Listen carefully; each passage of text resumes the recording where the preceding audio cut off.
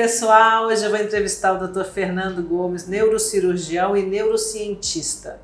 É um prazer ter você aqui no meu canal. Obrigada. Prazer é meu, Fernanda. Eu sou seu fã, admiro sua carreira. É um prazer muito grande estar com você para a gente falar de coisas tão importantes, né? E contribuir na sua missão de levar coisa boa para todas essas pessoas que seguem você. Hoje a sua grande atuação é como correspondente médico da CNN Brasil, instruindo as pessoas e ajudando a sociedade com informações para que tenham uma vida melhor. Qual o seu grande desafio hoje dentro da sua área?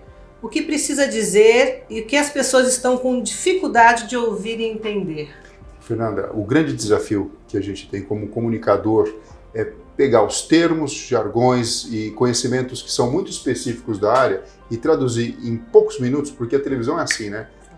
Poucos segundos, passar a informação que precisa ser entendida para toda a população. A pandemia é um problema, a gente sabe disso, mas junto com o problema a gente sabe que o próprio cérebro encara os problemas como uma oportunidade de manifestar inteligência. Então está sendo uma grande oportunidade das pessoas entenderem como o conhecimento é produzido dentro da medicina e dentro da ciência, como na verdade, por mais que a gente carregue o fardo, né, os médicos, todo mundo trabalhando na área da saúde, de serem chamados de deuses e coisas assim, mas sabem qual que é o fardo, né, de muitas vezes a gente estudar e não tem certeza 100% de o desfecho ou a utilização de um medicamento, de uma vacina e assim sucessivamente. Então mostrar isso para a população e dizer para ela, ainda assim, olha, você pode acreditar no médico, você pode acreditar na medicina e na ciência, acaba sendo um grande desafio. Não tenho como deixar de abordar a questão da pandemia e sua atuação com importantes esclarecimentos da população. Corona sem neuro. Como assim? É assim, ó, qual que foi a ideia de batizar o nosso projeto que começou de uma forma muito incipiente ali no Instagram, fazendo algumas lives, e de batizar justamente com esse nome, né? Corona sem neura. Porque a gente sabe, eu já previa que poderia acontecer isso, e está acontecendo de fato. Com a questão biológica do vírus, e como uma medida não farmacológica para controlar a transmissão do vírus, esse conceito do distanciamento social, do isolamento, ele traria, e a gente sabe disso, consequências para a própria população. Então a gente está vendo, né? A gente imaginava, o número de pessoas com ansiedade iria aumentar, o número de pessoas com depressão, infelizmente o número de suicídios também, isso se comprovou recentemente no Japão. Então assim, a gente já sabia. E quando a gente fala corona sem neura, a ideia é, olha pessoal, a gente precisa entender de fato e respeitar a seriedade da situação, mas a gente precisa monitorar como a gente pensa e como a gente lida com as nossas emoções e sentimentos, para não entrar num processo de estresse crônico, Fernanda, tão grande, que muitas vezes acaba sendo pior do que o problema em si, que é o fato da Covid-19. Eu imagino o seguinte, fazendo um paralelo, você como atleta profissional, entende muito bem, né, que se não tiver inteligência emocional, você pode ter treinado, ter toda a técnica e tática adequada, e na hora do vamos ver, de repente não tem aquele resultado. Né? Exercícios físicos regulares e boa alimentação ajudam a melhor qualidade de vida. Quais as doenças físicas, mentais mais comuns que ocorrem pelo estresse e pelos maus hábitos da vida? A gente sabe que assim, existe um impacto direto na longevidade e na qualidade de vida quando a pessoa acaba indo para o caminho mais fácil, entre aspas, né, do sedentarismo e de também buscar o prazer imediato, a recompensa imediata. O excesso de bebida alcoólica, o excesso de alimentação desregrada, a questão de repente não levar em consideração que o corpo precisa descansar e muitas vezes menospreza uma noite de sono que deveria ser bem dormida, e a prática de atividade física que acaba contribuindo para que todo o nosso corpo e todas as nossas células possam entrar no processo de regeneração natural. Então você pode imaginar o seguinte, pressão alta, diabetes, colesterol elevado, são alguns exemplos de situações que a gente pode contornar adotando um estilo de vida saudável e principalmente colocando atividade física no nosso dia a dia. E o que é reabilitação neuropsicológica e neurocognitiva? Olha só, vou te falar um negócio. Covid-19 está ensinando um monte de coisa pra gente. E o que a gente tem notado é que muitos pacientes, mesmo que tenham poucos sintomas, vêm relatando alguns malefícios que acabam sentindo depois da doença. Então, por exemplo, dor de cabeça, alteração na percepção do mundo físico, queda na facilidade da memória, da atenção, às vezes até impactando na vida mesmo.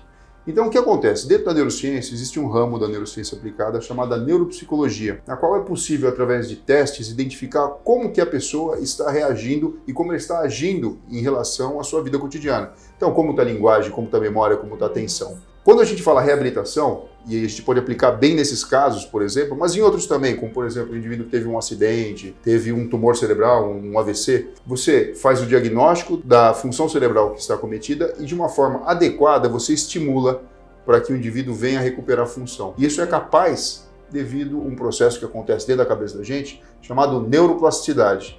Então, alguns neurônios que têm relação com alguma função, quando eles deixam de ter a possibilidade de funcionar, outros são recrutados e, através do exercício, começam a fazer a vez e devolver a função para a pessoa. Então, o indivíduo teve um AVC, de repente perdeu a habilidade de falar, você estimula da forma certa e ele consegue se comunicar de algum jeito para que você, então, tenha a função restabelecida.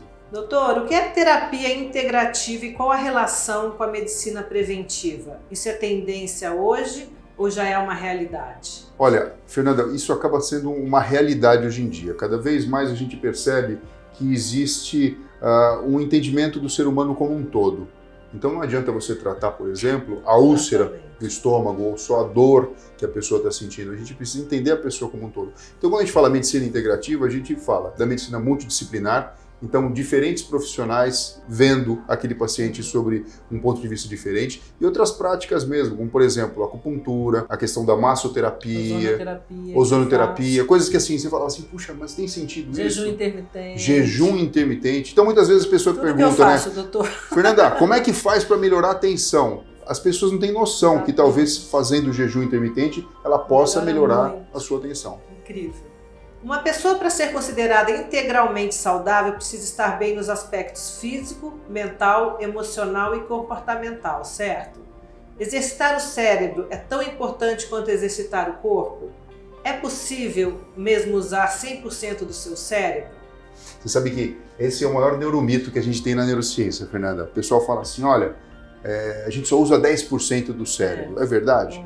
Então, mas não é verdade, né? A gente usa 100% do cérebro a todo momento, mas a gente não utiliza, eu quero dizer o seguinte, os neurônios estão ali funcionando a todo momento, mas a gente não utiliza 100% da nossa capacidade. Sim, a gente tem uma coisa que se chama carga genética, que dá pra gente algumas facilidades, mas a gente tem o nosso comportamento e o treino que pode ser feito para potencializar isso. Então, assim, não tem como eu não fazer um paralelo com você. Você imagina, você é uma mulher que tem um biotipo favorável para ser atleta, mas além disso, você tem uma inteligência corporal sinestésica que te dá a habilidade de conseguir entender a quadra, entender os movimentos do jogo, e mais importante de tudo, você se motivou a dedicar-se ao voleibol. Então, essa mistura dá a química perfeita para você ver um expoente do esporte aqui na minha frente e me entrevistando, pessoal. Obrigada. Agora me fala, O Cérebro Ninja é seu último livro, né? Isso. Como é que faz pra gente dar as dicas desse livro? Bom, esse livro foi o seguinte, só para contar um pouquinho da história dele bem rapidinho, eu estava num congresso de neurocirurgia no Japão e eu estava em Osaka e de repente eu fui visitar um templo ali.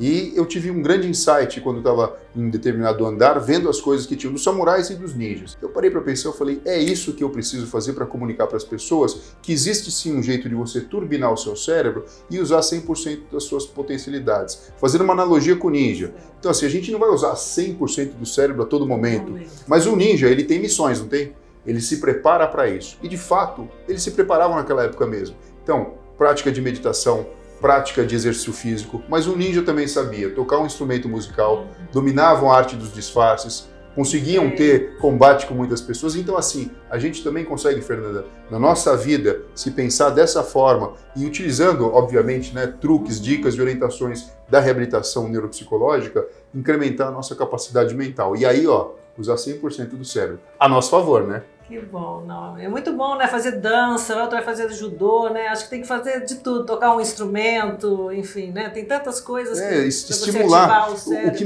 mais me chama a atenção é o seguinte: muitas vezes a pessoa passa por um grande problema de saúde.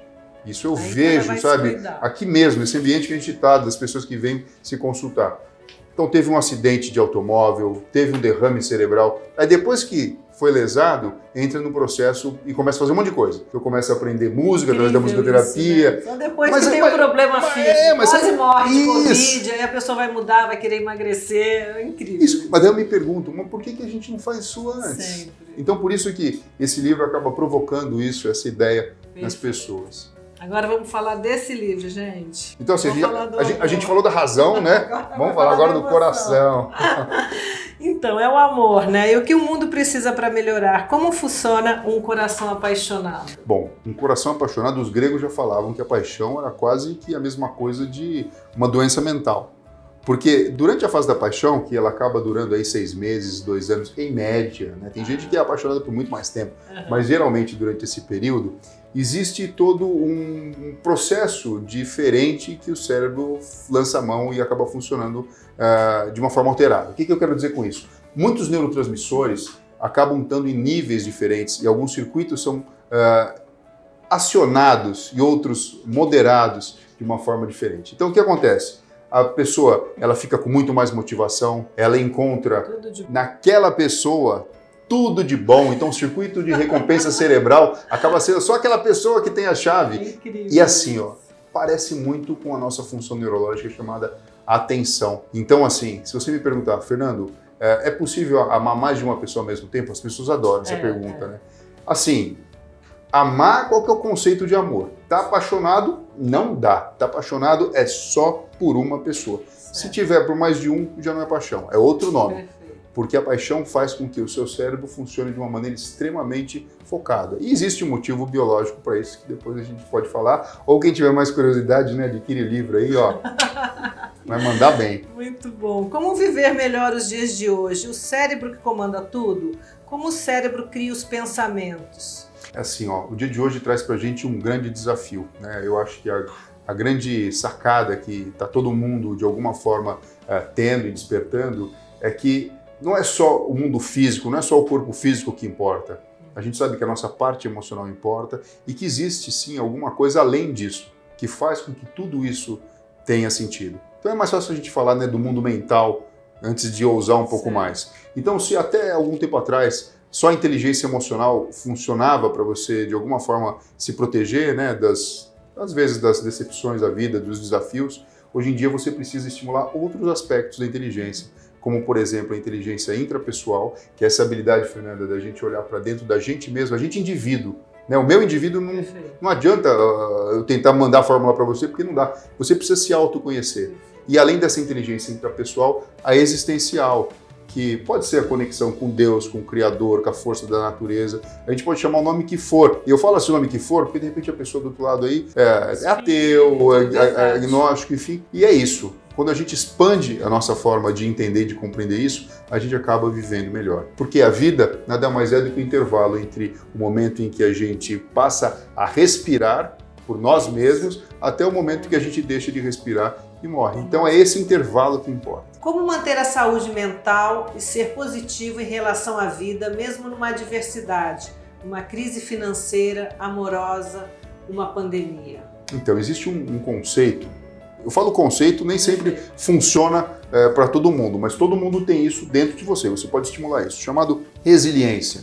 Resiliência é como o bambu, que enverga, mas ele volta. Ele tem uma memória de onde ele deve ficar. Então vem uma tempestade, ele está quase quebrando, mas não quebra e volta. Então quando a gente entende que tudo, como na natureza se mostra dessa forma, existe o período de cheia, o período que as coisas estão mais vazias, a própria maré sobe e desce, as estações do ano, com a gente também acontece. Então assim, não há sofrimento que dure para sempre, mas infelizmente também não tem felicidade, né? Que acabe durando para sempre. E a gente acaba percebendo que o caminho do meio, e aí você pode pegar até algumas filosofias ou religiões orientais, já convidam a gente para esse pensamento, fazem parte desse processo. Então, quando a gente está centrado na nossa motivação, no nosso sentido de vida, e a gente curte isso, porque a vida é um grande presente, né? E a maior riqueza que a gente tem é o tempo. Porque conforme vai passando, pessoal, não tem jeito, né? O tempo vai passando, a gente está mais pertinho do momento de deixar o corpo físico aqui, enfim, e dependendo de onde você... Tem que aproveitar o dia de hoje, tem que aproveitar o dia de hoje. Exatamente. Quando a gente tem isso, fica mais fácil da gente entender a resiliência, né? Sem, obviamente, menosprezar as nossas emoções,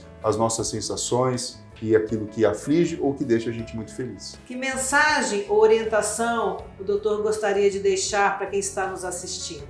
Fernanda, obrigado mais uma vez pelo convite, pela oportunidade de estar falando aqui com o seu público. É o seguinte, eu realmente acredito nisso. Pessoas instruídas vivem melhor. Então é o momento da gente utilizar toda a tecnologia que existe e pegar a nossa curiosidade e colocar ela para funcionar mesmo. Porque quando a gente vai tendo instrução, a gente vai entendendo o que a gente está passando, a gente entra num campo mental chamado metacognição. O que é isso? eu consigo entender os processos. Por exemplo, quando a gente fala do neurociência do amor, quando você saca que você está apaixonado e entende aquele processo, você fica maravilhado com aquela situação e você surfa na onda daquela situação e goza de prazer e tem felicidade e coloca mais sorrisos na sua vida. Assim como, por exemplo, uma pessoa passa por um momento triste e entra num período de luto, também tem essa compreensão e sente a dor ou sente a tristeza de uma forma respeitosa e de uma forma carinhosa leve, com as pessoas, né? Mas mais leve também. Lembrando sempre ali, né, do bambu para voltar para o caminho do meio. Perfeito, adorei, doutor. Agora faça os seus contatos. Muito obrigado. Então, assim, através das redes sociais é bem fácil, é @dr de doutor Fernando Neuro. Então ali a gente tem o Instagram, tem o Facebook, tem o canal do YouTube, tem o LinkedIn, tem o Twitter também, tem tudo. E o consultório aqui em São Paulo, né? O site www.fernandoneuro.com.br e o telefone do consultório 11 3825 2444. Obrigada, doutor. Foi um prazer. Obrigado a você.